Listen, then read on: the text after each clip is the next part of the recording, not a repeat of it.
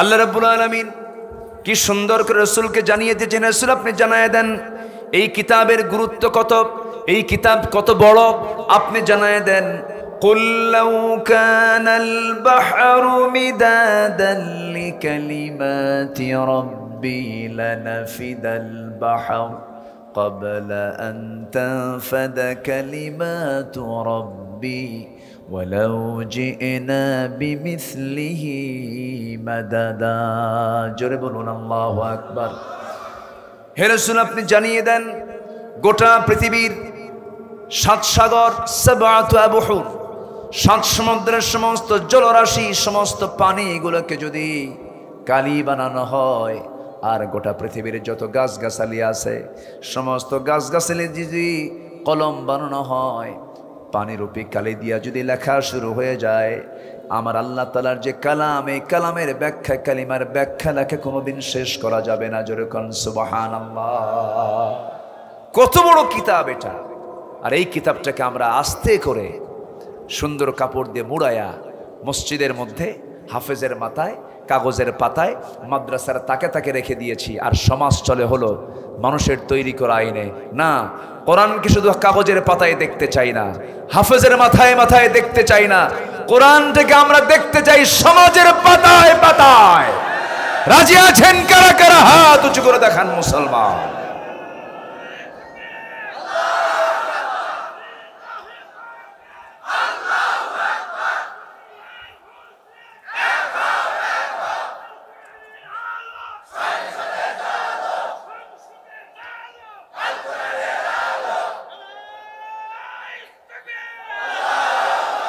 আল্লাহ কবুল করুন, জোরে বলি আমিন। আল্লাহ আমার দেশের প্রত্যেকটা উপজেলাকে জল ঢাকার মতো বানায় দেন। আমি জলঢাকা চিনি।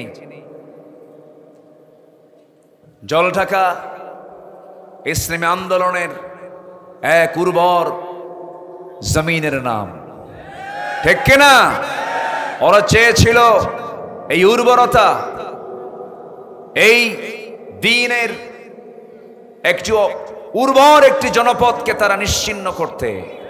আগুনে ফুঁ দিলে আগুন নেভে, আবার আগুনে ফুঁ দিলে আগুন দ্বিগুণ দ্বিগুণ জ্বলে ওঠে। জলঢাকার প্রত্যেকটা ঘরকে আল্লাহ ইসলামের দুর্গ বানায় দেন। জোরে বলি আল্লাহুম্মা আমিন। প্রত্যেক ঘর থেকে আল্লাহ তাআলা বীরাঙ্গনা, সেই মহিলা সাহাবীদের মতো, আয়েশা, খাদিজা, সুমাইয়ার মতো মা পয়দা করে দেন। জোরে বলি আল্লাহুম্মা আমিন। إن الحمد لله الأكرم الذي خلق الإنسان وكرمه وعلمه من البيان ما لم يعلم، فسبحان الذي لا يحصى امتنانه باللسان ولا بالقلم. نشهد أن لا إله إلا الله وحده لا شريك له، ونشهد أن سيدنا وحبيبنا ومولانا محمدًا عبده ورسوله الذي أرسله بالحق بشيرا ونذيرا وداعيا إلى الله بإذنه وسراجا منيرا. فقد قال الله تعالى في كلامه المجيد وفرقانه الحميد: أعوذ بالله من الشيطان الرجيم. بسم الله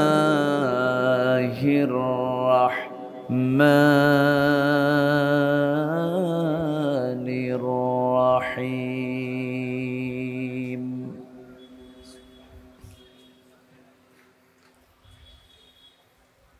إن الذين آمنوا وعملوا الصالحات الصالحات كانت لهم جنات الفردوس نزلا.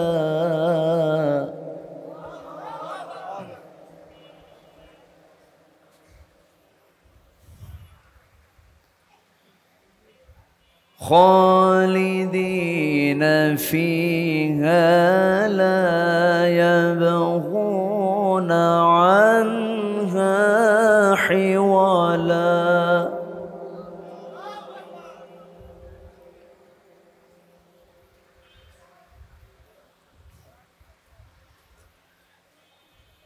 قل لو كان البحر مدادا لكلمات ربي لنفد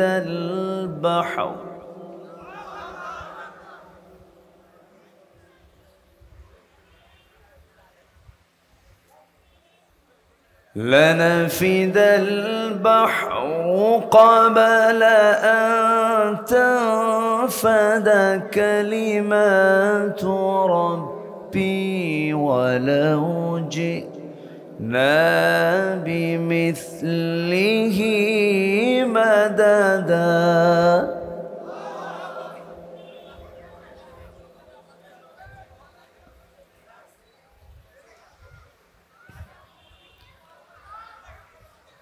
قل إنما أنا بشر مثلكم يوحى إلي أنما إلهكم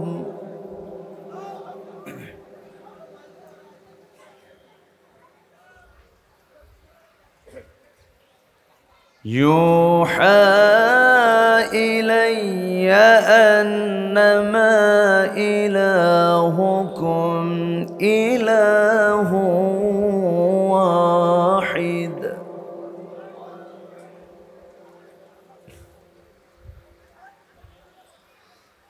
فمن كان يرجو لقاء ربه فليعمل عملا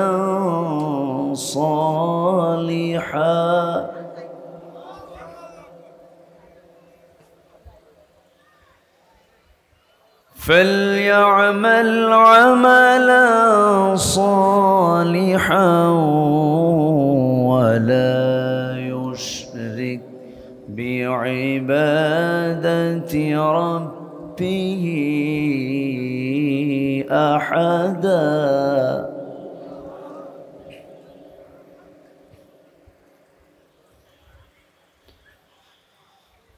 الله أكبر.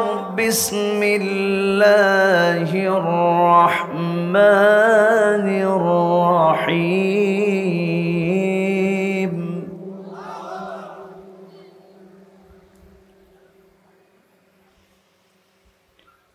إن الله وملائكته يصلون على النبي يا أيها الذين آمنوا صلوا عليه وسلموا تسليما. اللهم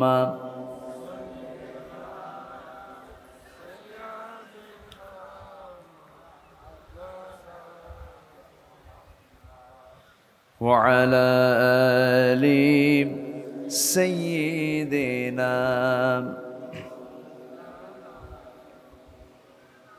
একটু মোহাব্বত দিয়ে নবীর প্রেমে মাতোয়ারা হয়ে জবান খুলে জোরালো কণ্ঠ আওয়াজ দিয়ে নবীর প্রেমে মাতোয়ারা হয়ে উচ্চ কণ্ঠে সবাই বলুন আল্লাহুম্মা সাল্লি আলা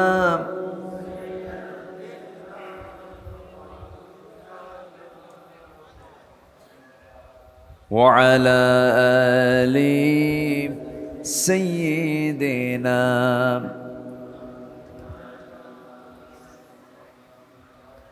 শিবে আবু তালিব সে এক কারাগার কাটলো সেথায় তোমার বহুদিন হলো পার না খেয়ে না ঘুমে কত রাত কেঁদে কেঁদে দিন কায়েমের তরে ধৈর্য ধরে ধরে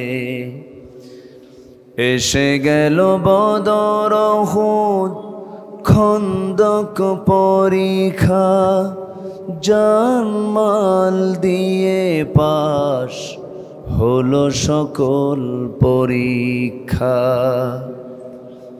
অবশেষে হয়ে গেল দিন কায়েমের বিজয় তরি রসুল আমার বলে দিলেন খায়রুল কুরুনি করনি আল্লাহুম্মা সাল্লি আলা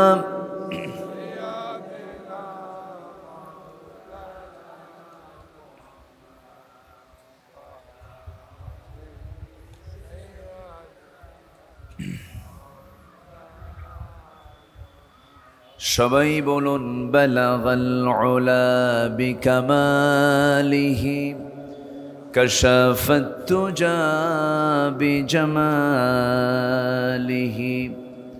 হাসনাত জামিউ খিসালিহি সাল্লু আরবের বুকে মক্কার পরে যেথায় মা আমিনার ঘর খোদার রহমতে কৌসার হয়ে ঝরছে বারংবার বালাগাল উলা বিকামালিহি কাশাফাত তুজা বিজামালিহি حسنت جميع خصاله سلوا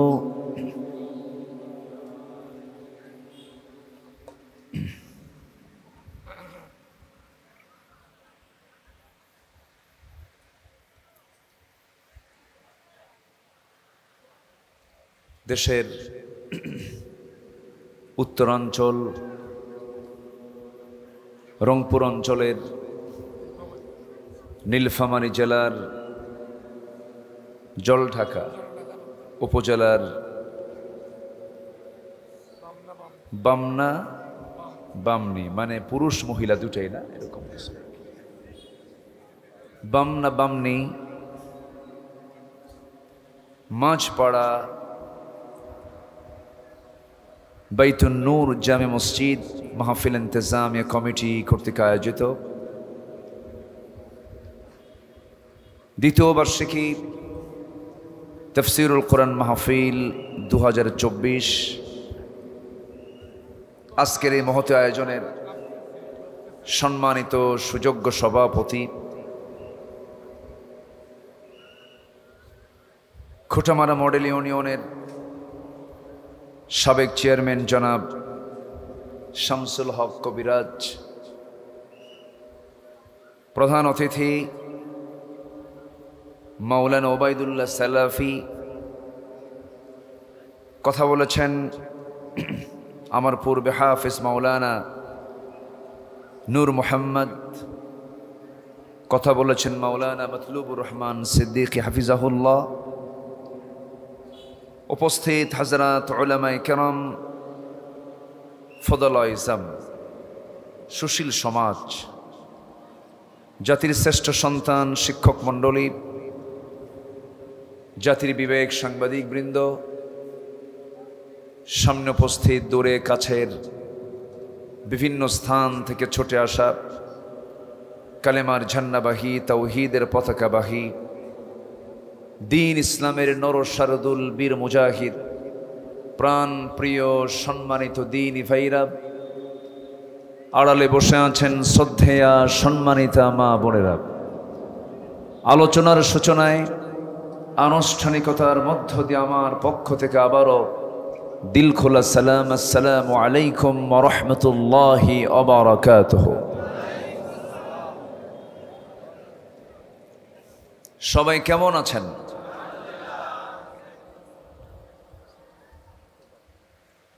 আল্লাহ তাআলা আমাকে আপনার মতোই রেখেছেন, আলহামদুলিল্লাহ।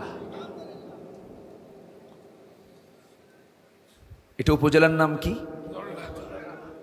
আর রাজধানীর নাম কি? ঢাকা। তাহলে আমাদের ক্যাপিটাল সিটি হচ্ছে ঢাকা, শুধু ঢাকা, আর আপনাদের ঢাকা হলো জলে ঢাকা, তো বরকত তো বেশি হওয়ার কথা। সম্মানিত ভাইয়েরা, সারাদিনের ঘর্মাক্ত দেহ, প্রচন্ড তাপদাহ চলছে। এই প্রচন্ড তাপদাহের মাঝে, এই বৈরী আবহাওয়ার মাঝে যারা এসেছেন, আমি মনে করছি এক একজন বীর মুজাহিদের ভূমিকা পালন করছেন। এমন সুন্দর আয়োজনে আমাকে আপনাকে যিনি কবুল করে নিয়েছেন, সেই মহান রবের শানে বলে উঠছি আলহামদুলিল্লাহ। চিৎকার মেরে বলছে আলহামদুলিল্লাহ। আবারও বলছি আল্লাহুম্মা ইন্নী আসআলুকা আল হুদা ওয়াত তুকা ওয়াল আফাফা ওয়াল গিনা। সবাই বলি আল্লাহুম্মা লাকা আসলামতু ওয়া বিকা আমানতু ওয়া আলাইকা তাওয়াক্কালতু ওয়া ইলাইকা আনাবতু ওয়া বিকা খাসামতু। আমরা আল্লাহ তাআলার শুকর আদায় করে নিলাম। সম্মানিত হাজিরিন, পোস্টারের শুরুতে লেখা আছে মসজিদের নির্মাণ কল্পে মাহফিল। আমার আগের মেহমান উনি ওই প্রসঙ্গে কোনো কথা বলেননি। মাহফিল কমিটি আমাকে একটু আবদার করেছেন। জি, তো আমি সবার শুধু এতটুকুই দৃষ্টি আকর্ষণ করব, মসজিদের প্রতি আমরা আন্তরিক হব। জোরে বলি ইনশাআল্লাহ।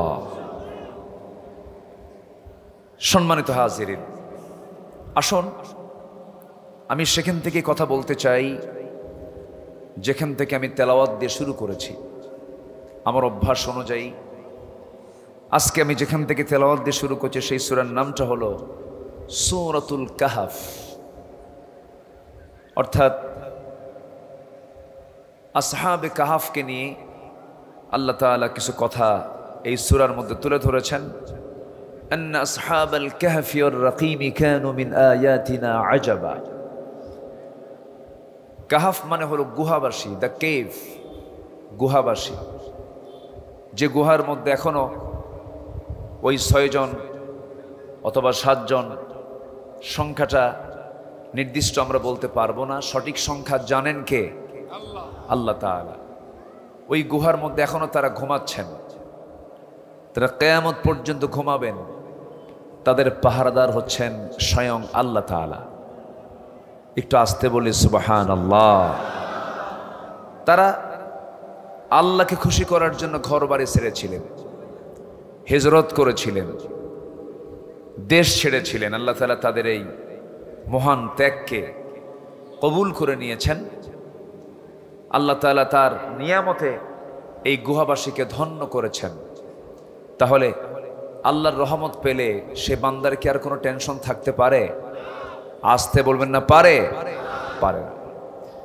সেই সূরাতুল কাহাফের আমি শেষ দিকের 107 থেকে নিয়ে 110 পর্যন্ত মোট 4টি আয়াতে কারীম আমি তেলাওয়াত করেছি। এই 4টি আয়াতকে সামনে রেখে আমি কিছু কথা বলতে চাচ্ছি। ওয়ামা তাওফীকি ইল্লা বিল্লাহ আলাইহি তাওয়াক্কালতু ওয়া ইলাইহি উনীব। এই ফ্যানটা একটু বন্ধ করে দেন, এটা আওয়াজ হচ্ছে, খুব আওয়াজ। থাক, এটা থাক, এটা বন্ধ করে দেন। সম্মানিত ভাইয়েরা, আমার কথা কি সবাই শুনতে পাচ্ছেন? আমার আওয়াজ কি সবার কানে যাচ্ছে তো নাকি? আমাকে শুনছেন সবাই? আচ্ছা, আলহামদুলিল্লাহ। সম্মানিত উপস্থিতি, লোকগুলো ভিতরে আসবে কেমনে, কোথায়?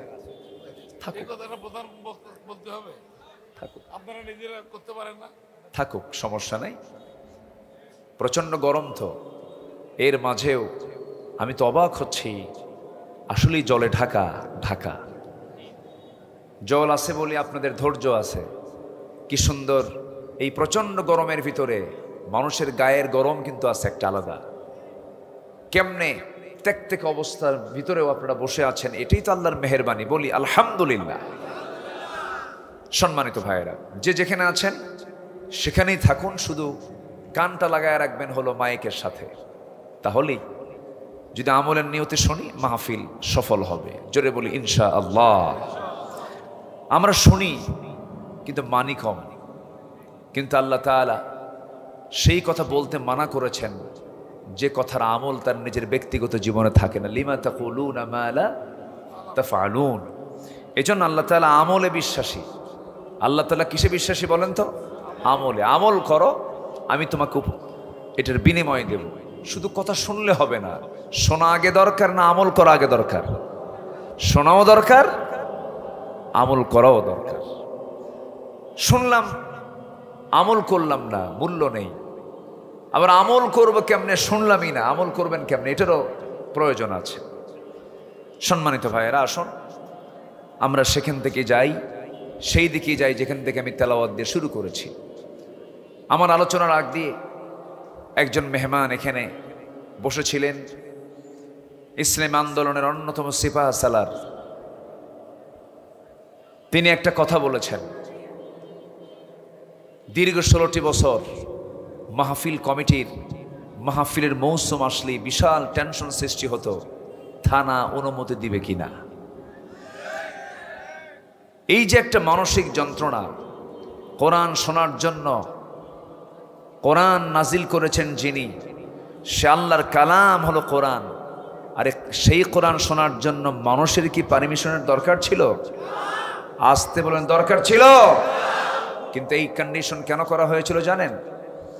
এই কন্ডিশন করার মূল কারণ হলো জাতি যদি কোরআন বোঝে, এই জালিম গোষ্ঠীর পতন ত্বরান্বিত হবে। এটা ছিল তাদের ভয়, এটা ছিল তাদের কি ভয়। আবু জেহেলের একই চিন্তা ছিল। আবু জেহেলরা কি বলেছিল? وقال الذين كفروا لا تسمعوا لهذا القرآن والغوا فيه لعلكم تغلبون।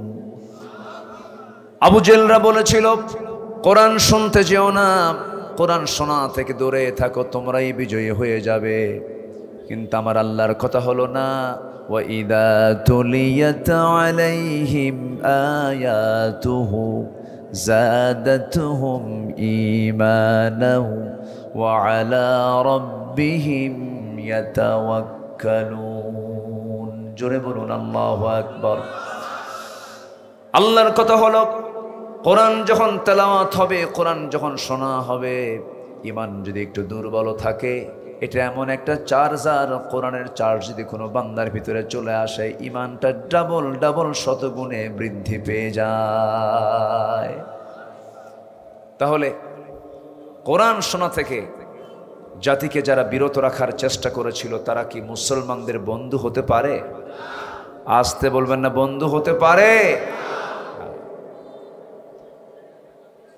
সম্মানিত ভাইয়েরা, যারা কোরআনের আওয়াজকে, যারা দ্বীনের আওয়াজকে যারা নিভিয়ে দিতে চাচ্ছিল, বন্ধ করতে চাচ্ছিল, অচল করতে চেয়েছিল, তারা কি আছে না পালাইছে? আসতে বলে আছে না পালাইছে? আলেমরা পালায়?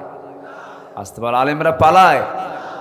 হাসতে হাসতে ফাঁসির মঞ্চে চলে যায়, পালায় না।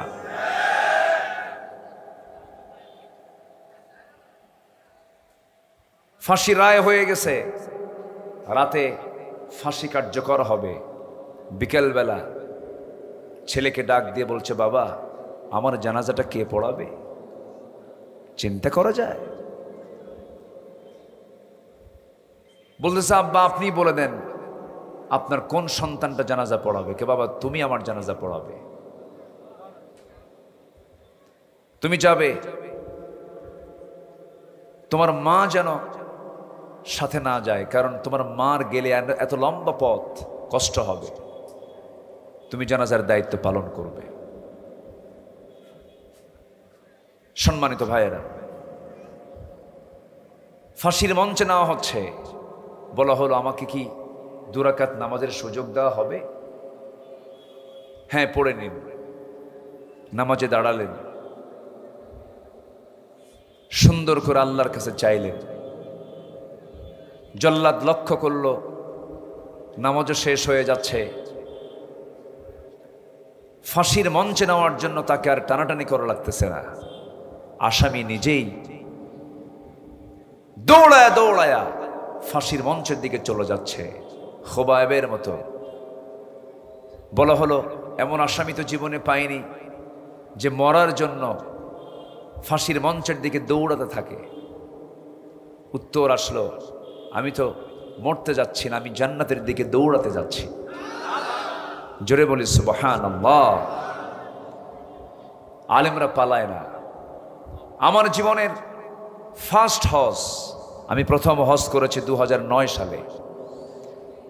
আর সেই 2009 সালেই এদেশের তাফসীর জগতের উজ্জ্বল নক্ষত্র, এদেশে তাফসীর মাহফিলের যিনি সংস্কার করেছেন।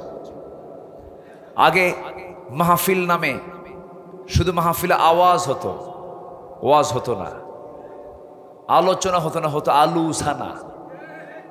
সে জায়গায় এটি কোরআনের তাফসীর মাহফিল যে সম্ভব, কোরআন থেকে আলোচনা করা যে সম্ভব, ঘন্টার পরে ঘন্টা আল্লামার কথা মন্ত্রমুগ্ধের মতো মানুষ শুনত, লক্ষ লক্ষ মানুষ তা শুনত। সে আল্লামা সাঈদীর তার জীবনের শেষ হজ তিনি করেছেন 2009 সালে। আমার প্রথম হজ, ওনার জীবনের শেষ হজ। ওনাকে সৌদি আরবই বলা হলো, ট্রাইব্যুনাল গঠন হচ্ছে দেশে, মামলা তৈরি হচ্ছে, আপনাকে গ্রেফতার করা হবে। আপনি খামাকে দেশে গিয়ে জড়িয়ে পড়ার দরকার নেই, আপনার যাওয়ার দরকার নাই। জবাবে আল্লামার মুখ থেকে এই কথাটাই বের হলো, না, আমার দেশ, আমার মাটি, আমার দলের কর্মীরা বিপদগ্রস্ত থাকবে, আর আমি তার লিডার হয়ে আরাম সজ্জায় জীবনযাপন করব, এমন নেতৃত্ব আমি কখনো চাই না। যদি মরতেই হয় দেশের মাটিতেই মরবো, পালাবো না।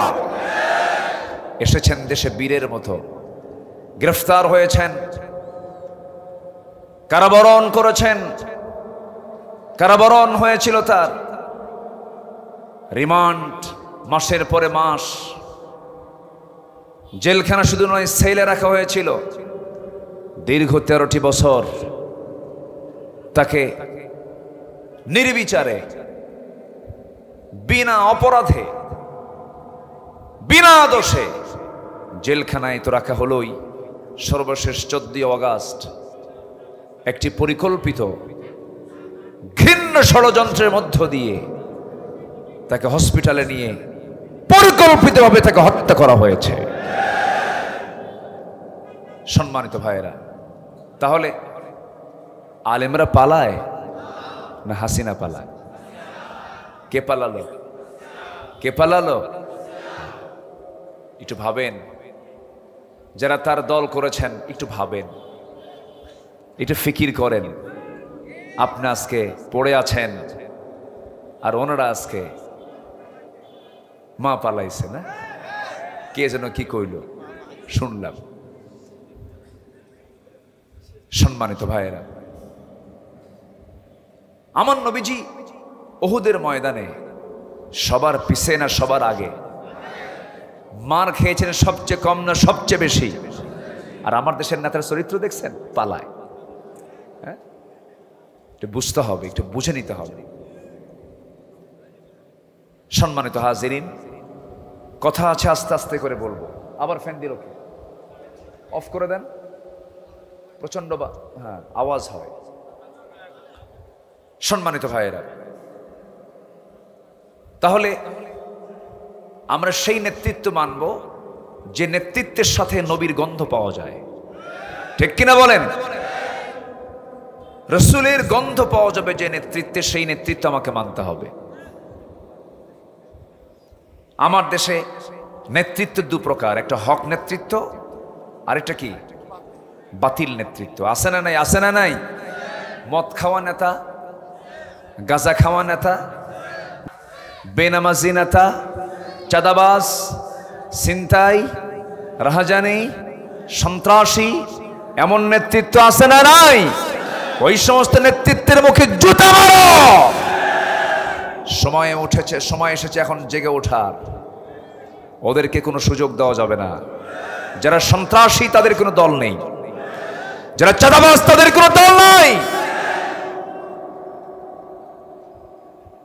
53 বছর দেশের স্বাধীনতা, যত বৈদেশিক সাহায্য দেশে এসেছে তার 80% টাকা গেছে হলো নেতাদের পকেটে।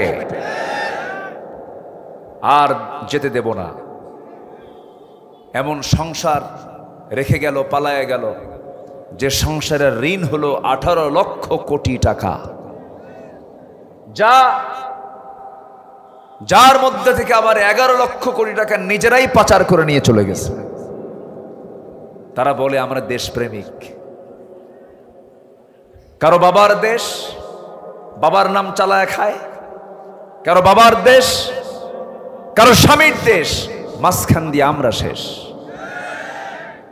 আমরা কাউকে মানি না। আমরা মানি হচ্ছে একটা নেতৃত্ব, তিনি হচ্ছেন মুহাম্মদুর রাসূলুল্লাহ। মুহাম্মদুর রাসূলুল্লাহ। রাসূলকে দিয়ে কাকে পাবো? আসতে বলবেন না, কাকে পাবো? আল্লাহকে সরাসরি পাওয়া যাবে? রাসূলকে লাগবে। আল্লাহ রাব্বুল আলামিন বলেন, আমাকে যদি পেতে চাও, আমাকে সরাসরি পাওয়া যাবে না, একটা মিডিয়া লাগবে, ভায়া লাগবে। সেই ভায়া হলো, যারা পারেন ঠোঁট মিলিয়ে বলুন, ইন কুনতুম তুহিব্বুনাল্লাহা ফাত্তাবিউনি ইউহিব্বুকুমুল্লাহু ওয়া ইয়াগফির লাকুম যুনুবাকুম ওয়াল্লাহু গফুরুর রহিম। কি মুহাম্মদ से वफातों ने तो हम तेरे है, ये है जहाँ चीज़ है क्या लौह कलम तेरे है। मुहम्मद के যদি ভালোবাসো, ভালোবাসা পাবে আমার। লৌহ কলম লুভিবে তোমরা, মাটির পৃথিবী সেকুন ছাড়। দুনিয়া পাবে, আখিরাত পাবে, শর্ত হলো নিজের জীবনের চাইতে রাসূলকে বেশি মুহাব্বত, ভালোবাসা দেখাতে হবে। জোরে বলি সুবহানাল্লাহ। আমার ভাইরা, আল্লাহ রাব্বুল আলামিন ওই সমস্ত বান্দার উপরে সন্তুষ্ট হয়ে যান যে সমস্ত বান্দাগুলো ঈমান আনতে নিয়ে কোনো কৃপণতা করে না। ঈমান আনতে নিয়ে যে বান্দা কৃপণতা অবলম্বন করবে তার প্রতি আল্লাহ সন্তুষ্ট হন না। আল্লাহ তাআলা বলছেন, বান্দা, সূরা কাহফের শেষে আল্লাহ রাব্বুল আলামিন বলছেন, বান্দা দুটা কাজ করো, আমার থেকে জান্নাত বুঝে নাও। আমরা কি জান্নাত বুঝে নেব না? কার কাছ থেকে? আসতে বলবেন না, কার কাছ থেকে? জান্নাত আল্লাহ বানাইছেন কার জন্য? হ্যাঁ বলেন, কোন বান্দার জন্য? বিড়ি খাওয়া, গাঁজা খাওয়া, নেশা করা, চরিত্রহীন, লম্পট, জমির আইল ঠেলা, মিথ্যা কথা বলা, মিথ্যা সাক্ষী দেওয়া, গীবত করা, অবৈধ লোভ করা, জেনা করা, এরকম লোক তো বাংলার জমিনে নাই। আসতে বলবেন না, আছে না নাই? আচ্ছা, আমার দেশে মানুষ বেশি না চোর বেশি? এই মানুষ বেশি না চোর বেশি? এখানে কি হয়েছে? ও বসায় দেন। এতক্ষণ ছিলেন কোথায় আপনারা? হ্যাঁ, বসে নাই, কথা বলবেন না, শুধু হাত কাজ করবে, মুখ কাজ করবে না, মুখ চুপ, হাতে কাজ করে। কষ্ট হচ্ছে কি আপনাদের? একজন লোক উঠে গেল, যে ওই যে ওঠে কেন? বসেন। একটা লোক নড়া যাবে না, যে উঠতে নেবে তারে ধরে বসায় দিবে। এটা কোরআনের মাহফিল। এটা কিসের মাহফিল বলেন? কোরআনের মাহফিল। মনে হলো বসলাম, মনে হলো উঠলাম না। এখানে যদি ফেরেশতা, অবশ্যই আমাদের আমলনামায় লেখালেখি করছে, ফেরেশতার দৃষ্টিতে যদি কোনো বান্দার শৃঙ্খলা ভঙ্গের একটা অভিযোগ যদি ফেরেশতার দৃষ্টিগোচর হয়, আর একটা যদি চট করে একটা মামলা দিয়ে দেয়, সেই মামলার জামিন আছে? তাহলে বসেন। এটা খুবই গুরুত্বপূর্ণ একটা জায়গা, কারণ আমরা বসেছি এমন কিতাব নিয়ে, যে কিতাবের নাম কি বলেন? এর চাইতে মূল্যবান পৃথিবীতে আর দ্বিতীয়টা কিছু আছে? আছে? আকাশ বড় না কোরআন বড়? গোটা পৃথিবীর সকল সৃষ্টি বড় না কোরআন বড়? গোটা পৃথিবীর সবচেয়ে দামি জিনিসটা কি বলেন? কোরআন। সেই কিতাব নিয়ে আমরা বসেছি। এই কিতাব নিয়ে বাজে কথা বলা হয়েছে এই 16 বছর। কিছু ব্লগার, কিছু নাস্তিক চক্রকে, গভর্নমেন্টের পৃষ্ঠপোষকতায় তাদেরকে পুষেছে তারা। রসুলকে তারা বাজে কথা বলেছে, রসুলকে নিয়ে তারা বাজে উক্তি করেছে। তসলিমা নাসরিন দেশ থেকে পালিয়েছে, কিন্তু তাদের কিছু প্রেতাত্মা বাংলার জমিনে এখন আছে না নাই? এখনই তাদের তালিকা করার সময় এসেছে। তালিকা করতে হবে, একটা একটা করে ধরতে হবে এদের কোনো ক্ষমা করা যাবে? রসুলকে গালি দিলে তার কোনো ক্ষমা? 3টা অপরাধের শাস্তি ইসলাম দিয়েছে। হত্যা করো, কার নির্দেশ? 3টা অপরাধ যদি কেউ করে, তার পৃথিবীতে বেঁচে থাকার কোনো অধিকার নাই। শুনবেন? আগ্রহ আছে? সবাই শুনতে রাজি আছেন তো? জোরে বলি ইনশাআল্লাহ। সম্মানিত ভাইয়েরা, তাহলে আমরা জান্নাতটা বুঝে নেব কার কাছ থেকে? ইমানটা না এনে, ইমান না এনে, না ইমান এনে? কেমনে ইমান আনবো? কিছু লোকের নামই আছে ইমান আলী, আছে না নাই? নাম কি? ইমান আলী। কম কথা, ইমানও আছে, আলীও আছে। নাম হলো ইমান আলী, কিন্তু নামাজ পড়ে না। নাম হলো রমজান আলী, রমজান মাসে দুপুর বেলা ভাত খায়। নাম হলো খোকা মিয়া, বয়স হলো 80 বছর। নাম হলো বাদশা মিয়া, ভিক্ষা করে। কি করে? ভিক্ষা করে। নাম হলো আতর আলী, গোটা গায়ে গাজার গন্ধ। নাম কি রাখছে? আতর আলী। নাম দিয়ে জান্নাত পাওয়া যাবে না, কাম দিয়ে জান্নাত পেতে হবে। ইমান এনে, ইমানের উপরে টিকে থেকে জান্নাত নিতে হবে। আল্লাহ রাব্বুল আলামিন সূরাতুল কাহফের 107 নম্বর আয়াতে স্পষ্ট করে বলছেন, যারা পারেন ঠোঁট মিলিয়ে আমার সঙ্গে বলুন, ইন্নাল্লাযীনা আমানু ওয়া আমিলুস সালিহাত কানাত লাহুম জান্নাতুল ফিরদাউসি নুজুলা। জোরে বলুন আল্লাহু আকবার। নিঃসন্দেহে যারা ঈমান আনবি, ভেজাল মুক্ত ঈমান আনবি, শিরিক মুক্ত ঈমান আনবি, ফ্রেশ ঈমান আনবে, জীবনের মধ্যে কোনো গলতি নাই, কোনো ভুল নাই, নির্ভুল ঈমান যে বান্দা আনবে এবং সাথে যে বান্দা নেক আমল করে আসবে, আল্লাহ নিজে ওয়াদা করছেন, আমি আল্লাহ তাদের জন্য রেখেছি 1 নম্বর জান্নাত, জান্নাতুল ফিরদাউস। জোরে বলি সুবহানাল্লাহ, আরো জোরে বলি সুবহানাল্লাহ।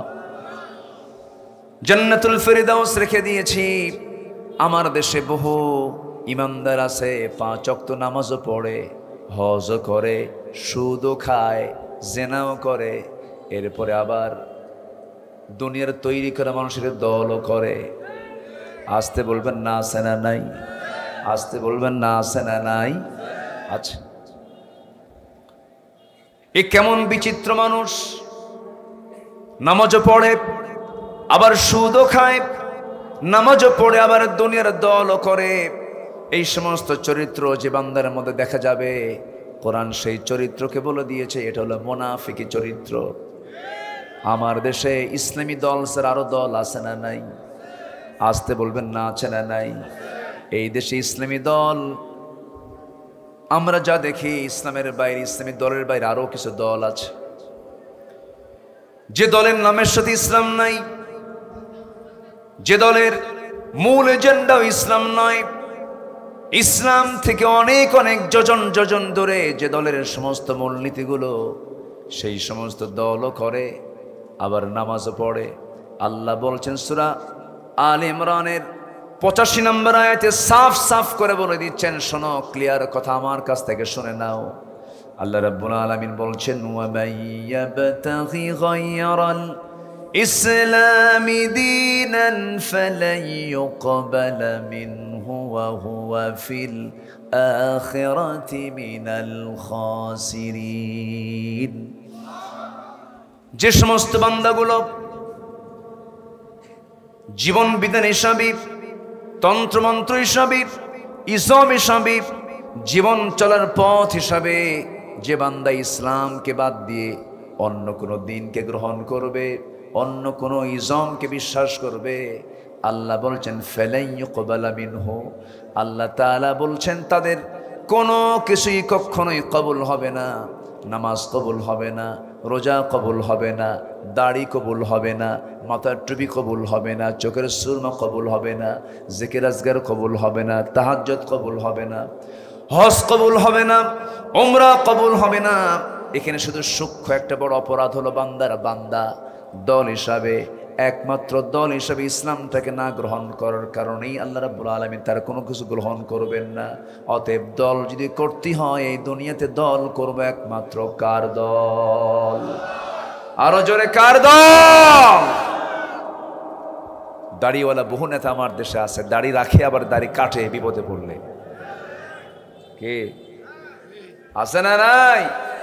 সে দাড়িটা কি এত সুন্দর দাড়ি, একদম সাদা ধবধবে দাড়ি, মাথার চুলটাও 100% পাকা, দাড়িটাও পাকা, চেহারার সৌন্দর্য দেখে মনে হয় একদম আকাশ থেকে জিব্রাইল নামছে। এত সুন্দর চেহারা, সুরতে জিবরাইল আর সিরাতে শয়তান। আছে না নাই? আছে।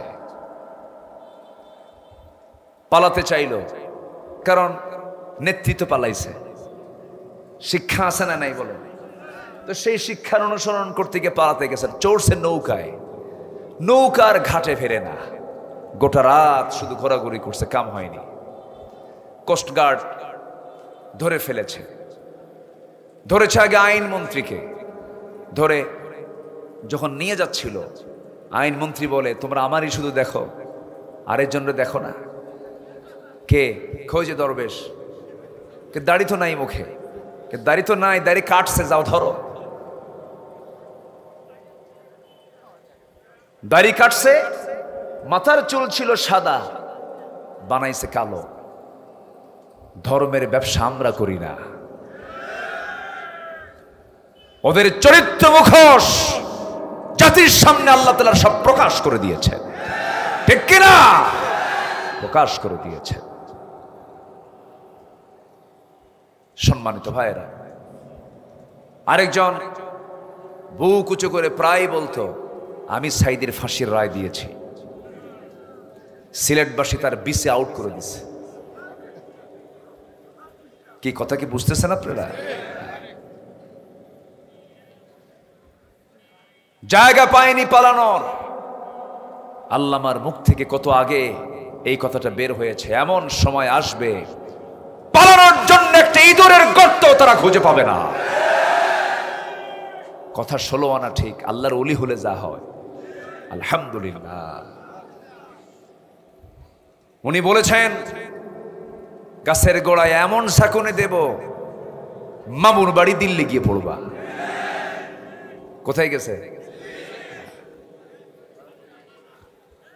ওনার সারা জীবনের একটাই দোয়া ছিল, আল্লাহ তুমি আমাকে শহীদ করে কবুল করে নিও। আল্লাহ তাও কবুল করে নিয়েছে। আল্লাহ তুমি তার কবরটাকে জান্নাতের নূর দিয়ে মুনাফার করে দাও। জোরে বলি আল্লাহুম্মা আমিন। 1 বছরও লাগে নাই, 14 অগাস্টে তার শাহাদাত, 5 অগাস্টে এদের পতন। শহীদের রক্ত বৃথা যায় না। আর এই আন্দোলনকে চাঙ্গা করার জন্য প্রথম রক্ত যে ঝরেছে সেটা হচ্ছে রংপুরের মাটিতে। আপনারা গর্বিত। আমি আবু সাইদের বাবার সাথে কথা বলেছি, তার মার সাথে কথা বলেছি, তার বন্ধু বান্ধবদের সঙ্গে কথা বলেছি, তার বাড়ি গিয়েছি। গ্রামবাসী সবাই এক বাক্যে বলে ফেলল, সে সত্য অনুসন্ধানী একজন যুবক ছিল। সত্যকে খুঁজে বেড়াতো সর্বক্ষণ। সহি আমলের দিকে তার খুব খেয়াল ছিল, খুব ফিকির করত। ভার্সিটিতে পড়ুয়া, ইংলিশ ডিপার্টমেন্টের একজন ছাত্র। এটা ছোটখাটো কোনো বিষয় নয়।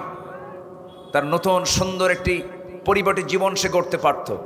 কি দরকার ছিল বুলেটের সামনে গিয়ে নিজের বুকটা পেতে দেওয়া। বুলেটের সামনে জীবনটা দিয়েছে এই জন্য, এই বুকটা এই জন্য পেতে দিয়েছে 18 কোটি মানুষকে মুক্ত করার জন্য। যুগে যুগে খালিদ বিন ওয়ালিদ আছে না নাই? আসতে বলবেন না, আছে না নাই? যুগে যুগে আব্দুল্লাহ বিন রাওহা আছে না নাই?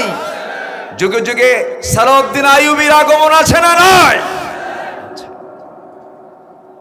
সম্মানিত ভাইয়েরা, সম্মানিত বন্ধুগণ, তাহলে দল করতেই হবে আমাকে। সে দল করতে হবে কার দল? আসতে বলবেন না, কার দল? এই দল করা আমার আপনার জন্য ফরজ। এই দল আমার আপনার জন্য করা কি ফরজ। রাসূল নামাজ পড়বেন আর আবু জেহেল রাষ্ট্র চালাবে, এটা কি মানান না বেমানান? আসতে বল, মানান না বেমানান? আলেমরা এই দেশের শাইখুল হাদিসরা, বড় বড় মাদ্রাসার মুহাদ্দিসরা, আলেম ওলামারা, এরা অনুগত থাকবে, এরা আরেকজনের অধীনে থাকবে। কাদের অধীনে থাকবে? যারা বেনামাজি। বেনামাজির নেতৃত্ব আলেমরা মানতে পারে না। পরিবর্তনের দরকার আছে না নাই? আচ্ছা সম্মানিত ভাইয়েরা, একটি পরিবর্তন আমরা দেখতে চাই। সে পরিবর্তন হবে কি দিয়া? আসতে বলবেন না, কি দিয়া? কোরআন দিয়া। কোরআন কি সবাই চায়? কোরআন কি সবাই চায়? এদেশের সবাই চায় কোরআন? কোরআনে আইন আছে না নাই? আবার মানুষের তৈরি করা আইন আছে না নাই? আমার দেশে আইন চলছে কার? আল্লাহর। দেখছেন, আল্লাহর আইন। আমার দেশে কার আইন চলে? আল্লাহর না মানুষের? বলেন বলেন বলেন বলেন। তাহলে কোন আইনটা উত্তম? কোন আইনটা আমার আপনার জন্য কল্যাণ? তাহলে কোরআনের আইন আমার জন্য উত্তম, আমার জন্য কল্যাণ। সেই উত্তম এবং কল্যাণমূলক আমার আপনার জন্য ইহকালীন কল্যাণ, পরকালীন নাজাতের মুক্তি, যেটা এই আইন সমাজে বাস্তবায়ন হোক, এর জন্য কাজ করার দরকার প্রত্যেকেরই আছে না নাই? কাজ করতে হবে। কাজ না করলে খবর আছে, ধরবেন কে? খালি ঈমান আনলে হবে না। ও আমিলুস সলিহাত, ভালো কাজ করতে হবে। আমার বন্ধুগণ, অনেক কথা আছে, আস্তে আস্তে করে বলবো। আল্লাহ রাব্বুল আলামিন সূরাতুল কাহফের শেষ দিকে প্রথমে ঈমানের কথা বলেছেন, আমলের কথা বলেছেন। সেকেন্ড আয়াত আল্লাহ রাব্বুল আলামিন জান্নাতের লংজিভিটি নিয়ে কথা বলেছেন। জান্নাতের মধ্যে যে বান্দা ঢুকবে আবার মনে হয় তারা বের হবে। আসতে বলবেন না, বের হবে নাকি? এমন জান্নাত, যে জান্নাতটা হবে অস্থায়ী না চিরস্থায়ী? চিরস্থায়ী। আমরা যেখানে আছি এটা কি অস্থায়ী না চিরস্থায়ী? অস্থায়ী। যে কোনো মুহূর্তে আমরা ফুটুস, যে কোনো মুহূর্তে আমরা শেষ হয়ে যাব। আমার দাদা চলে গেছে, আমার বাবা চলে গেছে, আমার নানা চলে গেছে, নানি চলে গেছে, ভাই ব্রাদার অনেকেই চলে গেছে, আমিও চলে যাব, আপনিও চলে যাবেন। কিন্তু যেদিন চলে যাব, মরে যাব, সেই দিন থেকে মূলত জীবনটা শেষ না শুরু? আসতে বলবে না, শেষ না শুরু? শুরু। এমন জীবন শুরু হয়ে যাবে যার কোনোদিন শেষ হবে না। সেই চিরস্থায়ী জিন্দেগির জন্য আমাকে আপনাকে কাজ করতে হবে। তৃতীয় নম্বর আয়াত আল্লাহ রাব্বুল আলামিন এই কিতাবের ব্যাখ্যা দিয়েছেন, এই কিতাবের শ্রেষ্ঠত্ব বর্ণনা করেছেন। আমি সূরা ফাতিহার বা থেকে শুরু করে নিয়ে সূরা নাসের সিন পর্যন্ত যতটুকু পেরেছি বোঝার জন্য পড়েছি একটু একটু করে। যতটুকু ভাঙ্গা চুড়াইলে আমি হাসিল করেছি, এর মধ্যে যতগুলো আয়াত আছে আমার কাছে, আমি যে আয়াতটা এখন বলবো, আয়াতটা আমার কাছে মনে হয়েছে কোরআন যে আল্লাহর কিতাব, তার চেয়ে বড় এই আয়াতের চাইতে বড় চ্যালেঞ্জার দ্বিতীয় কোনো আয়াত আমি দেখি নাই। আল্লাহ রাব্বুল আলামিন কি সুন্দর করে রাসূলকে জানিয়ে দিয়েছেন, রাসূল আপনি জানিয়ে দেন এই কিতাবের গুরুত্ব কত, এই কিতাব কত বড়, আপনি জানিয়ে দেন। قُلْ لَوْ كَانَ الْبَحْرُ مِدَادًا لِكَلِمَاتِ رَبِّي لَنَفِدَ الْبَحْرُ قَبْلَ أَن تَنفَدَ كَلِمَاتُ رَبِّي وَلَوْ جِئْنَا بِمِثْلِهِ مَدَدًا। জোরে বলুন আল্লাহু আকবার। হে রাসূল আপনি জানিয়ে দেন গোটা পৃথিবীর 7 সাগর, 7 আবহুর, 7 সমুদ্রের সমস্ত জলরাশি, সমস্ত পানি, এগুলোকে যদি কালি বানানো হয়, আর গোটা পৃথিবীর যত গাছগাছালি আছে সমস্ত গাছগাছালি যদি কলম বানানো হয়, পানিরূপী কালি দিয়া যদি লেখা শুরু হয়ে যায়, আমার আল্লাহ তাআলার যে কালাম, এই কালামের ব্যাখ্যা, কালিমার ব্যাখ্যা লেখা কোনোদিন শেষ করা যাবে না। জোরে কোন সুবহানাল্লাহ। কত বড় কিতাব এটা! আর এই কিতাবটাকে আমরা আস্তে করে সুন্দর কাপড় দিয়ে মুড়ায়া মসজিদের মধ্যে হাফেজের মাথায় কাগজের পাতায় মাদ্রাসার তাকে তাকে রেখে দিয়েছি। আর সমাজ চলে হলো মানুষের তৈরি করা আইনে। না, কোরআনকে শুধু কাগজের পাতায় দেখতে চাই না, হাফেজের মাথায় মাথায় দেখতে চাই না, কোরআনটাকে আমরা দেখতে চাই সমাজের পাতায় পাতায়। রাজি আছেন কারা কারা? হাত উঁচু করে দেখান মুসলমান।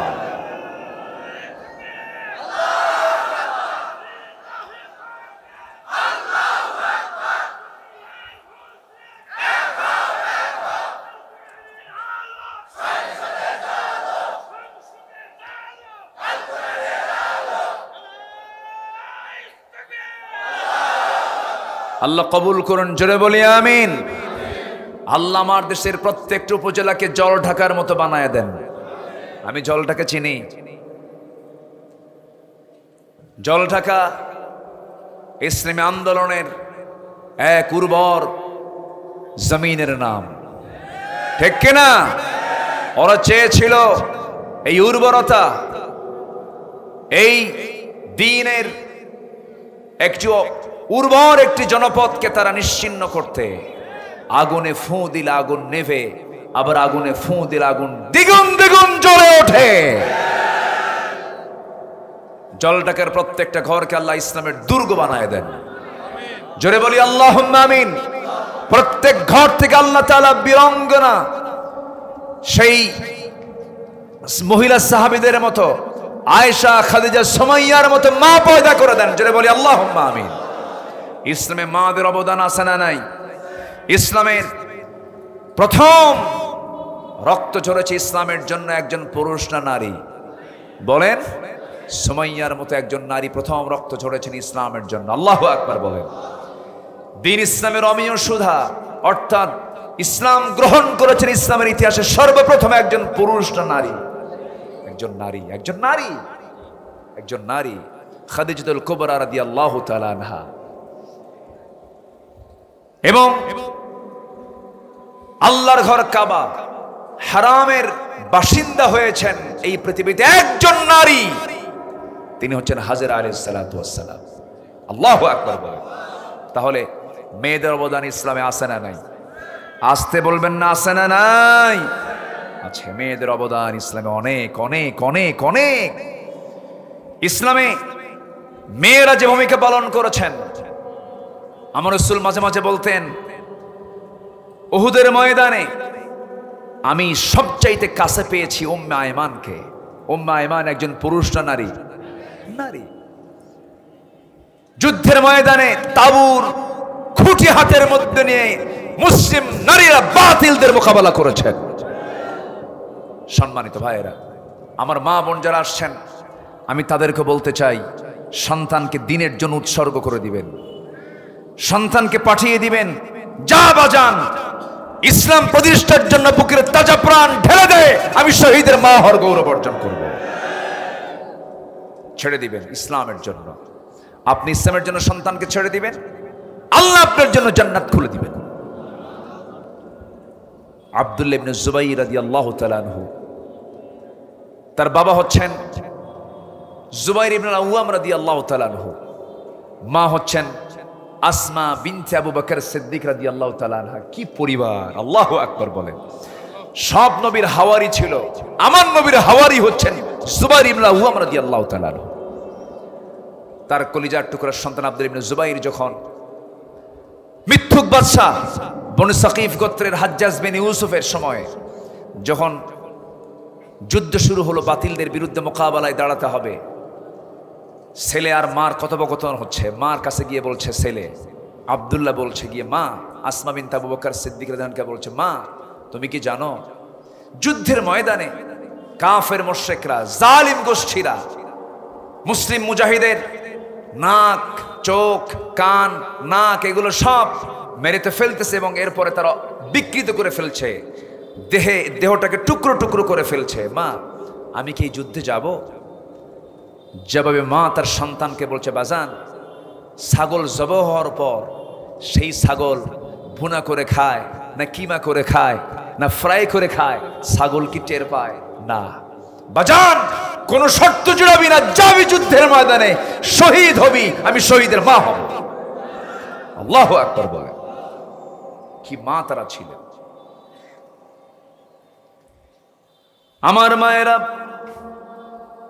খাদিজার মতো নারী হবেন, আয়েশার মতো নারী হবেন, হাজেরার মতো নারী হবেন, ফাতিমার মতো পর্দাশীলা হবেন, হাজেরার মতো ধৈর্যশীলা নারী হবেন। স্বামী তাকে রেখে গেলেন কাবার চত্বরে, বলা হলো হাজেরা তুমি এই জায়গায় থাকো। হাজেরা বলছেন আমার স্বামী আল্লাহর নির্দেশনা আছে নাকি? হ্যাঁ নির্দেশনা আছে। কোনো কথা বললেন না, তিনি মুচকি হাসি মেরে বলেন স্বামী আর আপনি চলে যান। খাদিজার মতো নারী হতে হবে, ধৈর্যের পিরামিড ছিলেন এক একজন। আবার আসিয়ার মতো ধৈর্যশীলা হতে হবে, স্বামী প্রচন্ড খারাপ। আসিয়ার স্বামীর নাম কি বলেন? বলেন আসিয়ার স্বামীর নাম কি বলেন? ফেরাউন। এত বড় জঘন্য একজন নারীর, জঘন্য একজন পুরুষের স্ত্রী ছিলেন সেই আসিয়া আলাইহিস সালাতু ওয়াস সালাম। এত বড় প্রতিকূল পরিবেশও থাকার পরও তার ঈমান গেছে না আছে? কি ছিল কি ছিল না? ঈমানটা ছিল। আমি কি দোয়া করে দেব যে কিছু কিছু লোক যে উঠে যাচ্ছে গরম, তাহলে আমিও যাই, আমারও গরম লাগছে। ফ্যান আছে, ফ্যান দিয়ে কাম হয়? কাম হয় না। একটু বসেন না ভাই। মেহমানকে রেখে যদি কোনো বাড়িওয়ালা দৌড়ায় কি বলবে বলেন তো? খুব ভালো মানুষ, ভালো মানুষ বলবে। আমি তো মেহমান, আমাকে ছেড়ে আপনি যাচ্ছেন কেন? আমি তো যাব ঢাকা, জল ঢাকা থেকে ঢাকা যাব, এত দূরের পথ, পেরেশানি তো আমারই বেশি থাকার কথা। আমি যাব, আপনিও যাবেন, কিন্তু যাওয়াটা যেন একটু ভালোভাবে হয়। আমরা সুন্দর একটি ইথ দিয়ে আমরা বিদায় নেব। একজনও যাব না, আমি খুব বেশি লম্বা সময় নেব না। এই তো আলোচনার মাঝখানে আছি, শেষের দিকে আস্তে আস্তে চলে যাচ্ছি। সম্মানিত ভাইয়েরা, তাহলে মা বোনরা মাহফিল আসছে তো একটু মাদের কথা তো মাঝে মাঝে একটু বলতে হয়, এই জন্য একটু মাদের দিকে চলে গেলাম। জীবনে স্বামী ছাড়া অবিস্মরণীয় হতে পারে এমন একটা উদাহরণ আছে একজন নারীর জীবনে, তিনি মারিয়াম। তার স্বামী ছিল, তার স্বামী ছাড়া কি অবিস্মরণীয় হওয়া যায় না? হওয়া যায়। মা হতাশ হবেন না। আপনার যদি স্বামী না থাকে মারিয়ামের দিকে তাকাবেন। আল্লাহু আকবার বলেন। মা আপনি হতাশ হবেন না, আপনার স্বামীটা খুব খারাপ, হতাশ হবেন না। আপনি আসিয়ার দিকে তাকান, ওর চাইতে জঘন্য পুরুষ পৃথিবীতে আর আসবে না। সেই পুরুষটা, সেই ফেরাউনটাই ছিল হলো আসিয়ার স্বামী। উনি কি ধৈর্য ধরেন নাই? ধৈর্য ধরেছেন। কি কঠিন পরীক্ষা। ফেরাউন বলল, আসিয়া আমি তোমার মর্যাদার কোনো কমতি করিনি, আমার রাষ্ট্রের তুমি হলে সেকেন্ড মানুষ, তুমি হলে ফার্স্ট লেডি অফ ইজিপ্ট, এই ইজিপ্টের তুমি হলে ফার্স্ট লেডি। আচ্ছা বলেন তো, বউ বড় না স্বামী বড়? দেখছেন, বউ বড় কইছে একজন, কইছে কিন্তু একজন। আচ্ছা চেয়ারম্যান বড় না চেয়ারম্যানের বউ বড়? দেন বউ বড়। কিছু কিছু ক্ষেত্রে কিন্তু আছে। আচ্ছা বউকে দেখে কি ভয় লাগে না? এই বউ দেখে ভয় পান না? হ্যাঁ ওই দেখেন, এই মুরব্বী একজন কইছে পাই, মানে মুরব্বী পায় বলেই সংসার হচ্ছে। যে স্বামী বউকে ভয় পায় না, সংসারই তো হবে না। বউকে ভয় করে, কারণ সংসার করার জন্য বউয়ের দরকার আছে না নাই? আসতে বলবেন না, আছে না নাই? আমার এক প্রতিবেশী দাদা ছিল, দাদার বয়স 85, দাদির বয়স 70 পার হয়ে গেছে, 75। দাদি গেল মারা যাওয়ার পর ওই বুড়া দাদার কান্না দেখে মনে হয় প্রেমিকা হারাইছে। কি কান্না তার, মনে হয় কি যেন তার হেরে গেছে, শুধু কাঁদতেছে, অঝরে ঝরায় কাঁদতেছে। মরিচ পাকলে ঝাল কমে না বাড়ে? বলেন বলেন বলেন। এই মহাব্বতটা তখনই আসবে যখন স্বামী তার স্ত্রীর পরিপূরক হবে, স্ত্রী তার স্বামীর পরিপূরক হবে। ভয় পায়, আদর্শ স্বামী বউকে দেখেও ভয় পায়, কারণ মেয়ে মানুষ হলো সোজা হারে না বাঁকা হারে। আজ থেকে সোজা হারে না বাঁকা হারে? বাঁকা হারে। ঠিক আছে বাবা, তুমি ঠিক আছো, একটু ভয় করে। ভয় না করলে সংসার হবে না তো। আসিয়া আলাইহিস সালাতু ওয়াস সালাম এমন স্বামী তার কিসমতে জুটল, শেষ পর্যন্ত বলা হলো, আসিয়া আমি তোমার স্বামী, আমি তোমাকে মূল্যায়ন করেছি, দাম দিয়েছি, কিন্তু তুমি আমাকে এমন বড় ক্ষতির মধ্যে নিয়ে যাচ্ছ, আমার মান সম্মান ডুবাই দিবা, আমার ক্ষমতা সব চলে যাবে। মুসার ধর্ম তুমি গ্রহণ করেছো, আমি তোমাকে বাঁচাবো না।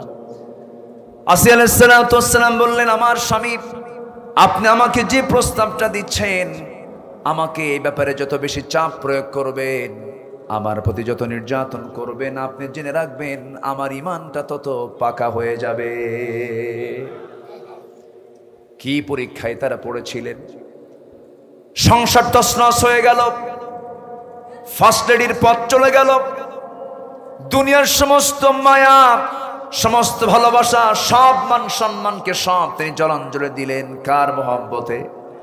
আসতে বলবেন না, কার মহব্বতে? শেষ পর্যন্ত ফেরাউন জল্লাদকে রেডি করে ফেললো, জল্লাদ ডাকা হলো।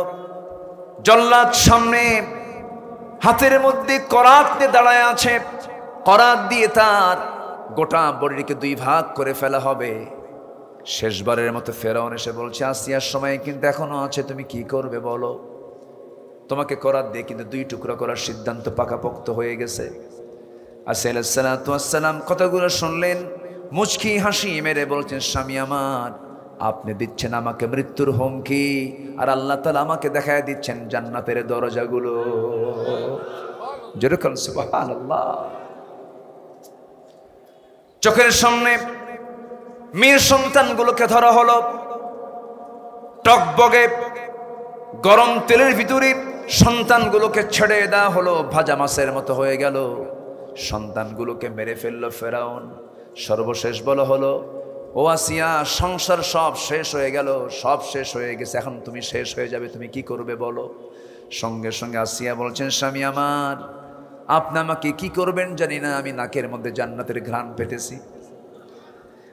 জল্লাদ সামনে দাঁড়ায় গেল, করাতটা যখন কপালে রাখলো, ফিঙ্কি দিয়ে রক্ত বের হওয়া শুরু হয়ে গেল। সেই সময় তিনি একটা দোয়া করেছিলেন, আজ থেকে 4000 বছর আগের দোয়া। কয় হাজার বছর আগের? 4000 বছর আগের দোয়া তিনি করলেন। সেই দোয়ার যে সময় তিনি করেছেন, সেই সময় কোরআনটা নাজিল হয় নাই। কোরআন নাজিল হয়েছে 1500 বছর আগে। আর আসিয়া আলাইহিস সালাতু ওয়াস সালাম দোয়া করেছেন 4000 বছর আগে। সেই সময় তিনি যে দোয়াটা করলেন, সেই দোয়াটা আল্লাহ রাব্বুল আলামিন এত সুন্দর করে পছন্দ করেছেন। আল্লাহ রাব্বুল আলামিন শ্রেষ্ঠ কিতাব কোরআনের মধ্যে আল্লাহ তাআলা আসিয়ার দোয়াটা কোট করে দিয়েছে। তিনি কি দোয়া করলেন? রব্বি বিনিলি ইনদাকা বাইতান ফিল জান্নাতি ওয়া নাজ্জিনি মিন ফিরআউনা ওয়া আমালিহি। আল্লাহ গো আমার জন্য বানায় দাও একটা ঘর। জান্নাতে একটা ঘর শুধু থাকবে না, অসংখ্য ঘর থাকবে, কিন্তু আসসালাম চাইলেন মাত্র একটা ঘর। আমাকে তুমি জান্নাতের মধ্যে একটা ঘর দিবা, শুধু একটা ঘর, কিন্তু সেই ঘরটা আমি হওয়া চাই অন্য কোথাও নয়। সেই ঘরটা তুমি আল্লাহ আমার জন্য বানায় দিবা তোমার ঘরের দেওয়ালের সাথে। যেরকম সুবহানাল্লাহ। আসসালাম আল্লাহকে দূরে নিয়েছেন, দূরে রেখেছেন না কাছে নিয়েছেন? আসতে বলেন, দূরে নিয়েছেন না কাছে নিয়েছেন? কাছে নিয়েছেন। আল্লাহ তোমার ঘরের সঙ্গে আমাকে একটা ঘর বানায় দিবা, ফেরাউন থেকে তুমি আমারে বাঁচায় দিবা। দিন শেষে বন্ধু তো আমার কেউ নয়, বন্ধু তো আমার একমাত্র আল্লাহ। আপনি চক্ষুটা একটু বন্ধ করুন, একটু মৃত্যুর দিকে আপনি তাকান। এই পৃথিবীতে আপনজন বলতে সত্যি বলুন তো আমার কেউ আছে নাকি? আসতে কয় আছে? কেউ আছে? কেউ আছে? কেউ নাই। বউটা আপনার জন্য পাগল। এক রাত বিছানায় না গেলে পরে বউটা ছটফট করে, আপনি কখন আসবেন কখন আসবেন। কিন্তু ওই বিছানায় আপনার মরণ হলো। ওই বিছানায় যদি আপনার মরণ হয়ে যায়, বউ বলবেন না না ওই বিছানায় যাব না, আমার স্বামী মরছে ওই জায়গায়। ভয় ওই বিছানায় যাবে না। যুবকরা, তোমার ইয়াং টাইপ একটু ফিল করে দেখো, নতুন বিয়ে করেছো, নতুন একটা বাচ্চা হয়েছে, 2 বছর বয়স। জল ঢাকার মোড় থেকে নিয়ে তুমি নীলফামারীর দিকে যেতে নিয়েছো, মোটর সাইকেল অ্যাক্সিডেন্ট হয়ে তোমার মৃত্যু হয়ে গেল। তোমার বউয়ের কানে চলে গেল। বউটা কাঁদতে কাঁদতে কাঁদতে কাঁদতে পাগলের মতো হয়ে গেল, সেন্সলেস হয়ে পড়লো। 2-3 দিন খাবে না, ঘুম হবে না, গলা ভেঙে যাবে। 7 দিন পার হবে, একটু কান্না থেমে যাবে, হাসি মুখে চলে আসবে। 14 দিনে খাওয়া স্বাভাবিক হয়ে যাবে। 1 মাসের মাথায় তোমার শ্বশুর শাশুড়ির লোকজন এসে সব তোমার বউকে নিয়ে যাবে। সন্তানটা অসহায় হয়ে পড়বে। ওই তোমার বউটা বাপের বাড়ি যে ওই যে চলে গেল, 4 মাস পার হবে, 6 মাস পার হয়ে যাবে। 6 মাস পার হওয়ার পর তোমার শ্বশুর শাশুড়ি তোমার বউকে বিয়ে দিবে আরেক জায়গায়। বিয়ে হয়ে যাওয়ার পরে তোমার সেই ভালোবাসার মোহাব্বতের বউটা অন্যের ঘরে গিয়ে সংসার শুরু করে দেবে। নতুন স্বামী পাওয়ার পরে বিয়ের পরের দিন তোমার ওই বউটা তার আব্বা আম্মাকে ডাক দিয়ে বলবে, আব্বা তোমরা যে সিদ্ধান্ত নিয়েছো আমার ব্যাপারে খুব ভালো সিদ্ধান্ত নিয়েছো, কারণ আগের স্বামীর চাইতে এই স্বামীটা আমার আরো ভালো, বেশি ভালো। এই তো দুনিয়া জায়গা দখল করে ফেলে, আপনার সম্পদ আরেকজন দখল করে ফেলবে, আপনার চেয়ার আপনার আরেকজন দখল করে ফেলবে। এই পৃথিবীতে কেউ টিকসই হবে না। একদিক থেকে একমাত্র আমার বন্ধু কেউ নন, আমার বন্ধু একমাত্র কেবলমাত্র শুধুমাত্র কে? জোরে বলেন কে? এই জন্য সবার আগে আমরা সন্তুষ্ট অর্জন করব কার? আসতে বলবেন না কার?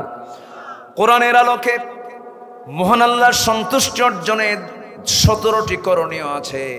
17টা কাজ যদি কোনো বান্দা করতে পারে, আল্লাহ তাআলার সন্তুষ্ট হাসিল সে করতে পারবে, সে জান্নাতে চলে যাবে। 17টা কাজের মধ্যে আমি কেবল একটা বিষয় বলেছি, আরো আছে 16টা বিষয়। নুরু ওয়াজ কি শেষ না শুরু? শেষ না শুরু? মাহফিল 5 দিন হলে ভালো হয় এক জায়গায়, ঠিক তো, কিন্তু ঠিক তো নাই। শেষ করতে হবে। 1 রাত পেলে তো হয় না, মনে হয় যে একটা জায়গায়। তবে হ্যাঁ, আমরা প্ল্যান করছি, আমরা ঢাকায় বসবো, ঢাকায় বসছি, আমরা পরামর্শ করছি। প্ল্যান ভিত্তিক মাহফিল হওয়া উচিত, পরিকল্পিত মাহফিল হওয়া উচিত, টাইম সিলেকশন করা উচিত। রাত 12টার দিকে ওয়াজ হয় না, হয় আওয়াজ, এগুলো ঠিক না। আমরা টাইম সিলেকশন, এরপরে মাহফিলের একটা পরিকল্পনা, এটা মাথায় নেওয়ার দরকার। এটাকে সুন্দর করে সংস্কার করে সাজানোর দরকার আছে না নাই? মঞ্চে তাদেরকে তুলতে দেওয়া যাবে না যারা মাহফিলের মঞ্চে ওঠেন নাচানাচি করে, যারা চা খায়, আছে না মঞ্চ ওঠে, কি কয়, কি নাই, কফি খায়, চা খায়, নাচতে নাচতে পায়জামা খুলে ফেলে, আছে না নাই? বাতিলদের মদত জগিয়েছো তোমরা, তোমাদের মুখ থেকে বাতিলদের পক্ষে কথা শুনেছি আমরা, ঠিক কিনা? বাইতুল মুকাররমের খতিবকে অপসারণ করা হয়েছে,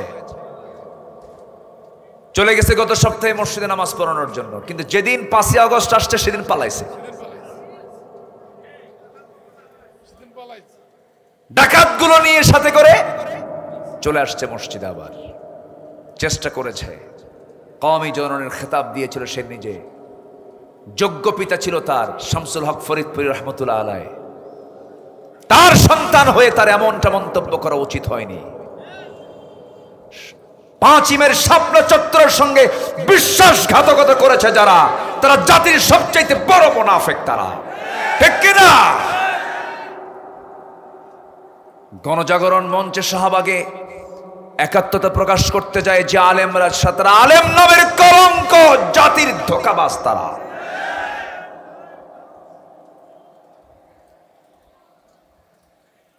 সম্মানিত ভাইয়েরা, তাহলে আমরা সবার আগে সন্তুষ্ট হাসিল করব কার? আসতে বলবেন না কার? এর জন্য আমাদের করণীয় কাজ হচ্ছে মোট 17টা। এর মধ্যে চলতেছে 1 নাম্বার, ইন্নাল্লাযীনা আমানু ওয়া আমিলুস সালিহাত কানাত লাহুম জান্নাতুল ফিরদাউসি নুজুলা খালিদিনা ফিহা লা ইয়াবগুনা আনহা হিওয়ালা। আল্লাহু আকবার বলেন। সম্মানিত ভাইয়েরা, নবীর প্রতি মোহাব্বত রাখার দরকার আছে না নাই? আসতে বলবেন না আছে না নাই? আছে। রাসূলকে মোহাব্বত না করলে আল্লাহর সন্তুষ্ট অর্জন করা যাবে? সন্তুষ্ট আল্লাহর অর্জন করতে হলে শর্তই হলো রাসূলকে বেশি করে চিনতে হবে।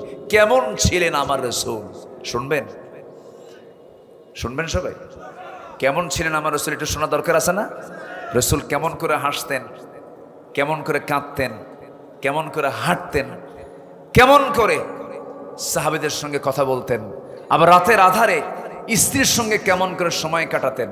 আমার নবীজির কোনো কিছু কি গোপন ছিল? কোনো কিছু গোপন আছে?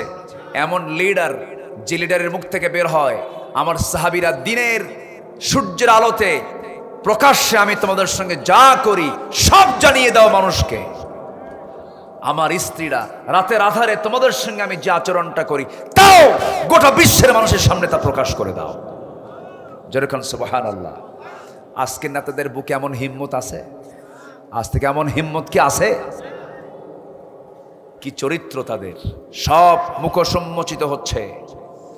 কোন চরিত্রহীন নেতৃত্ব আমরা বাংলার জমিনে কায়েম হতে দেব না। আল্লাহ কবুল করুন, জোরে বলি আল্লাহুম্মা আমিন। আমাদের পাহারা দেওয়ার দরকার আছে না নাই? পাহারা দেওয়ার দরকার আছে না নাই? আচ্ছা, পাহারা দিতে হবে। পাহারা দিচ্ছেন তো? জি, বলি আলহামদুলিল্লাহ, জোরে বলি আলহামদুলিল্লাহ। আমার বন্ধুগণ, আল্লাহ রাব্বুল আলামিন বলেন, তুমি যদি আমার সন্তুষ্ট অর্জন করতে চাও, নাম্বার 2 হলো তাকওয়া অবলম্বন করো। তাকওয়া ছাড়া কোনো দাম নাই। আগে হলো ঈমান। ঈমানকে মজবুত করার জন্য ইসলাম জানতে হবে। ইসলাম হলো ঈমান আছে ইসলাম, এবং ঈমান এবং ইসলাম হলো বীজ আর গাছের মতো। বীজ আর গাছের মতো। ভালো বীজ যদি হয় গাছটাও ভালো হবে। ভালো যদি ঈমান হয়, ইসলামটা ভালো করে মানা হবে। ঈমান, ইসলাম, এরপরে হলো তাকওয়া, এরপর হচ্ছে আমল। আপনার তাকওয়া নাই আমল, আপনার আমল আল্লাহর দরবারে মঞ্জুর হবে না। ঈমানের সঙ্গে ইসলামের সম্পর্ক, ইসলামের সঙ্গে তাকওয়ার সম্পর্ক, তাকওয়ার সঙ্গে হলো আমলের সম্পর্ক। ঈমান, ইসলাম, তাকওয়া, এরপর হচ্ছে আমল। এই 4টার সমন্বয় দরকার আছে না নাই? আছে। আল্লাহ রাব্বুল আলামিন বলেন, ইন্নাল মুত্তাকিনা ফি জান্নাতিন ওয়া নাঈম ফাকিহিনা বিমা আতাহুম রাব্বুহুম ওয়া ওয়াকাহুম রাব্বুহুম আযাবাল জাহিম। জোরে বলুন আল্লাহু আকবার। নাম্বার 3 হলো নামাজ কায়েম করতে হবে। অনর্থক কথা, কাজ থেকে নিজেকে বিরত রাখতে হবে। আমার দেশে বহু নামাজি আছে, দেখবেন নামাজ পড়তে যায়, আসর নামাজ পড়ার পরে 4 দোকানে বসে গীবত করে। আসতে বলবেন না আছে না নাই? নীলফামারী বুঝি চায়ের দোকান নাই, আড্ডাখানা নাই, চৌরাস্তার মোড়ে, 3 রাস্তার মোড়ে, সিপাই সুপাই 4 দোকান আছে না নাই বলেন?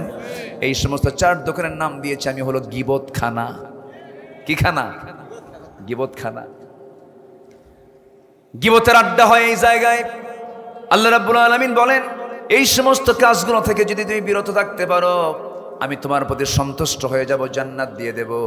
আল্লাহ বলছেন قد أفلح المؤمنون الذين هم في صلاتهم خاشعون والذين هم عن اللغو معرضون والذين هم للزكاة فاعلون والذين هم لفروجهم حافظون জোরে বলি আল্লাহু আকবার।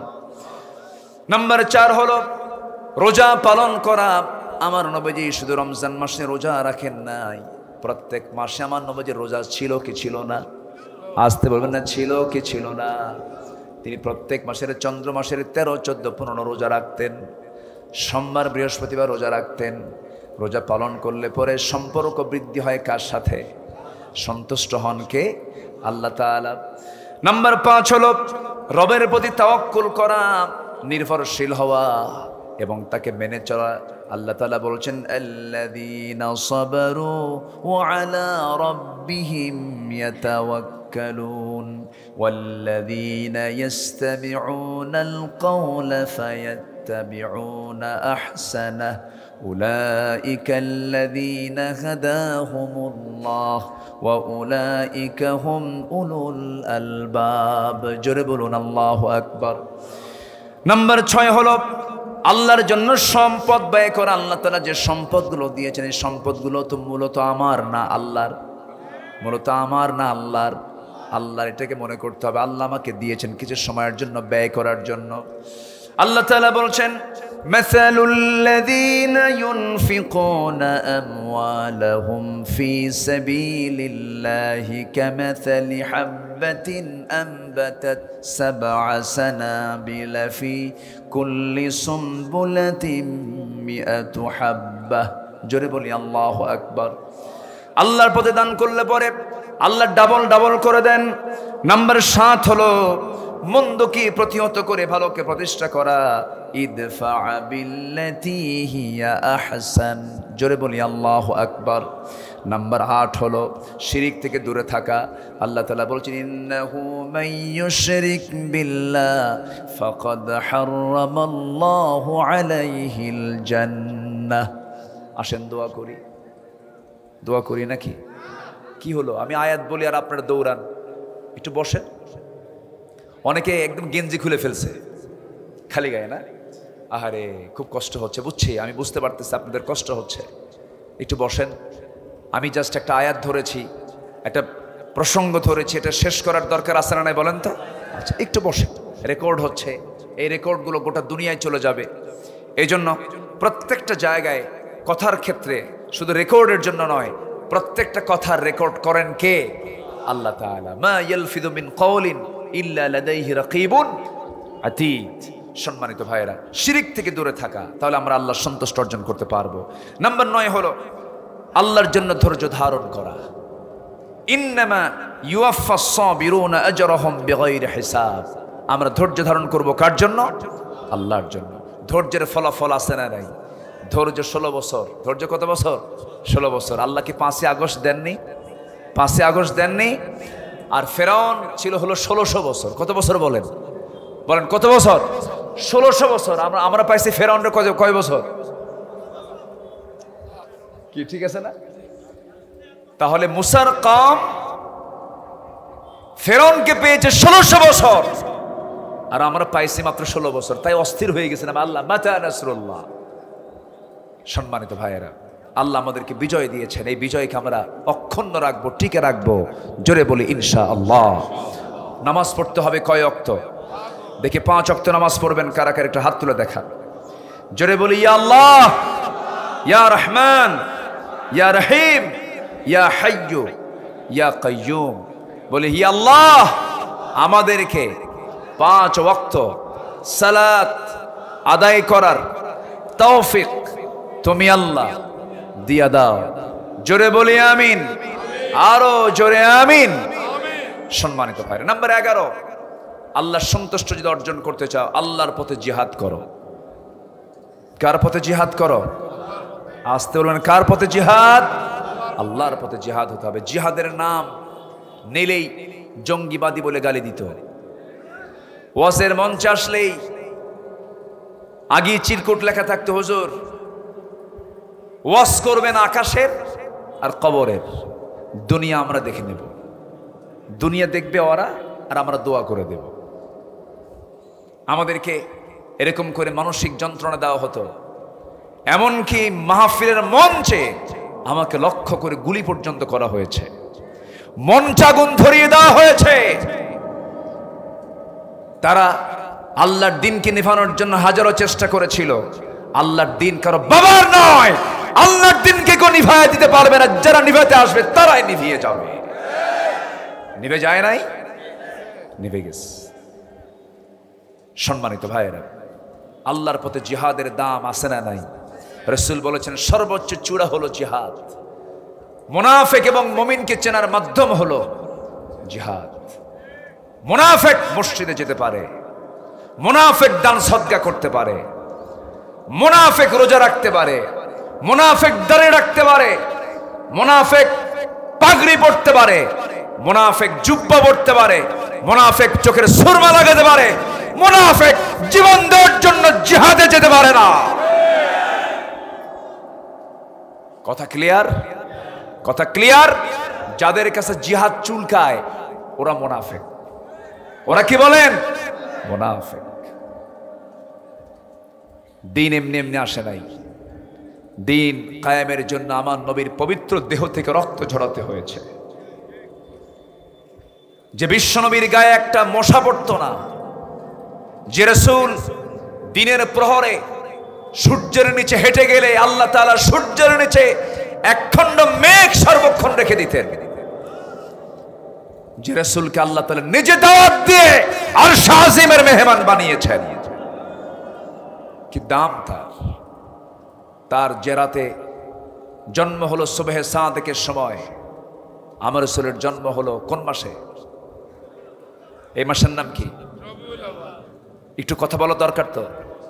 আমার নবীজির জন্ম হলো, সবাই খুশি, আবু লাহাবও খুশি। আবু লাহাব খুশি হইয়া উটু কুরবানি দিছে। আবু লাহাব ভাইয়ের ছেলে তো, ভাতিজা, সবাই প্রচন্ড খুশি। আবু তালেবও খুশি, প্রচন্ড খুশি যে আব্দুল্লাহর ঘরে একটা চাঁদ ফুটে উঠেছে, চাঁদ এসেছে। কিন্তু আমার নবীর মা আমেনার মনটা খুব খারাপ, কারণ স্বামী নাই। কি নাই? স্বামী নাই। সন্তানটা নিয়ে যার কোলে দেব সেই কোলের মানুষটা নাই। খুব শোকাহত। সন্তান দেখে আরো কাঁদলে, সন্তান দেখার পরে আরো কান্না বেড়ে গেল। মা আমেনার কষ্টের তীব্রতা আরো বাড়তে থাকলো। একদিন আবু তালেব জন্মকালের স্মৃতিচারণ করতে নিয়ে বলতেছে, ভাতিজা মুহাম্মদ শোনো, তুমি তো আজকে আল্লাহর নবী হয়েছ। আবু তালেবের জীবনটা বিচিত্র মনে হয় আমার কাছে। হারে, নবীর সঙ্গে কত সময় কাটালো আবু তালেব। আমার নবী যখন বয়স 8 বছর, আমার নবীর নবুয়তের 40-45 বছর পর্যন্ত আবু তালেব ডানে বামে সামনে পেছনে ছিলেন। এমনকি শিব আবু তালেবের 3.5 বছর পর্যন্ত বয়কটও থেকেছেন আবু তালেব, কিন্তু তার ঈমান নাই। সে আবু তালেব একদিন বলছেন, মুহাম্মাদের তোমার যে সময়ে জন্ম হলো, তোমার জন্মের মাত্র 3টা দিন পর, তৃতীয় তোমার রজনীতে আমি তোমাকে দেখার জন্য তোমার বাড়ি গেলাম। দরজা খুলে দেখি তোমার মা তোমার কাছে নাই, তোমাকে বারান্দায় রেখে দিয়েছে। খোলা আকাশের নিচে তোমাকে শুয়ে রেখেছে। তোমার মা তোমার কাছে আসতে পারে না, বারবার সে কান্নাকাটি করছিল। আমি দেখলাম সে তোমার কাছে আসতেই কান্নাকাটি করে। কিন্তু আমি একটা জিনিস লক্ষ্য করলাম, আমার কলেজার টুকরা ভাতিজা মুহাম্মদ। কি বলেন চাচা, কি দেখেছেন বলেন? তুমি ওই ছোট্ট সময় নবজাতক, তুমি আকাশের দিকে চেয়ে আছো। আমি নিজের স্বচক্ষে দেখতে পেলাম তোমার 2টা হাত তুমি নড়াচড়া করতেছো।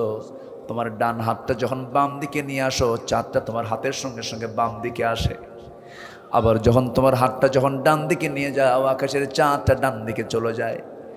যখন তুমি তোমার 2টা হাত নিয়ে যখন উপর থেকে নিচের দিকে আসো, চাঁদটাও তোমার কাছাকাছি চলে আসে। তোমার হাতের ইশারায় চাঁদটা নড়াচড়া করতেছে। এটা কি সত্য দেখছি নাকি? আমার নবীর নখের ইশারা আকাশের চাঁদ দ্বিখণ্ডন হয়েছে, এমন ঘটনাও আছে না নাই? এটা কি বানানো না সহি?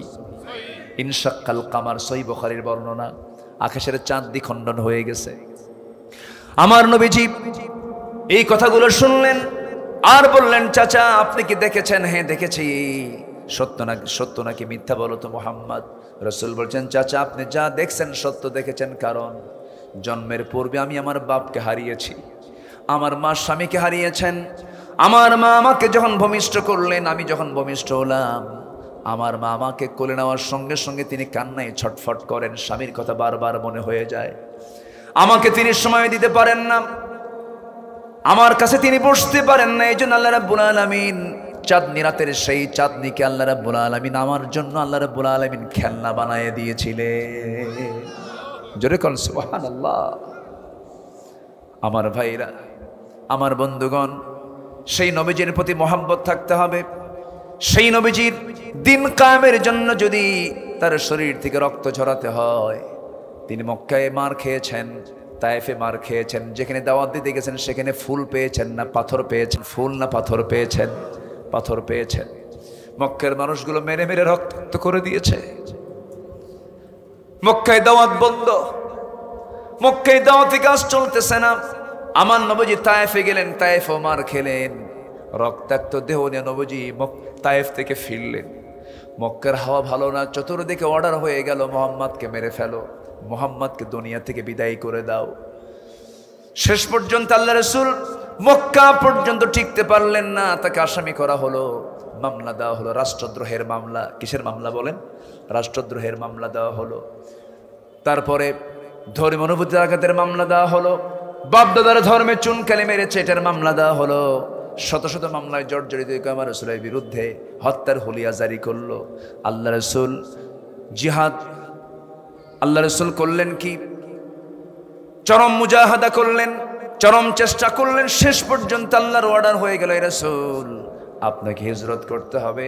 হিজরতের পথে তিনি রওনা করলেন, নিজের ঘর ছাড়লেন, বাড়ি ছাড়লেন, মক্কা ছেড়ে তিনি মদিনার দিকে রওনা দিয়েছেন। রাতের আধারে লুকোচুরি করে বের হলেন। সবাই কম বেশি ইতিহাসগুলো জানেন। আমার নবীজি নিজের বাড়ি ঘর যে ছেড়েছিলেন, দুনিয়ার কোনো মানুষের কাছে তিনি কোনো অপরাধ করেছিলেন নাকি? কোনো দোষ করেছিলেন নাকি?